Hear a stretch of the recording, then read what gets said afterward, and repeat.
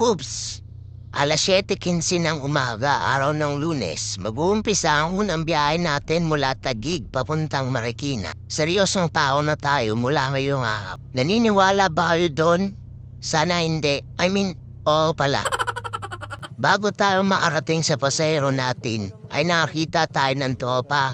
Bibigyan ko sana siya dito ng sticker. Kaso sabi niya, sino ka ba? Hindi naman kita kilala.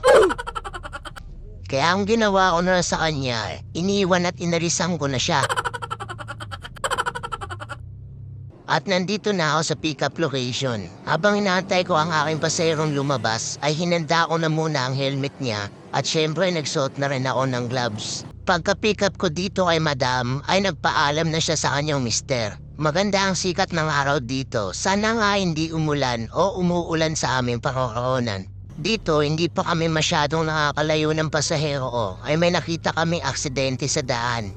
Sana parehas silang nasa maayos na kalagayan at magkasundo na lang sa danyos. Palagi po tayo mag-iingat at lagi magdasal bago bumiyahe. Wala pong bayad yon at libre lang. At nakarating namin ng pasahero ko sa drop-off location niya. Pagka-drop ko sa pasahero ko ay binigyan niya ako ng 255 na fare.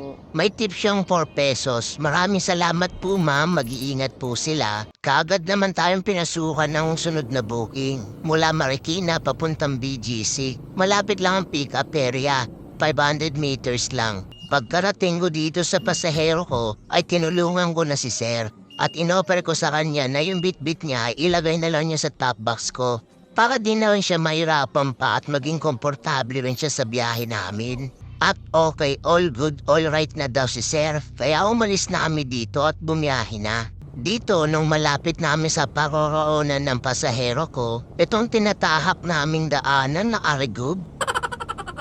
Naarigub yung lupa, akala ko sa clutch bell lang ganun.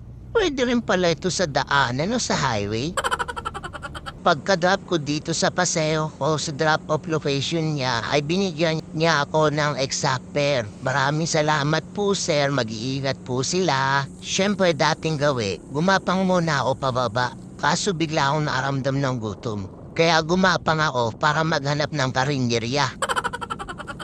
Shoutout nga pala sa'yo, madam. Maraming salamat sa suporta mo. Next time, huwag naman puro likod. Humarap ka din. At shoutout din sa inyong lahat sa solido niyong suporta. Stay lang kayo dyan ha, huwag kayo mawawala. Behave lang. Dalawang biyahe lang muna tayo para sa araw na to. Manunod pa si ako ng NBA eh. Siyempre, Boston tayo.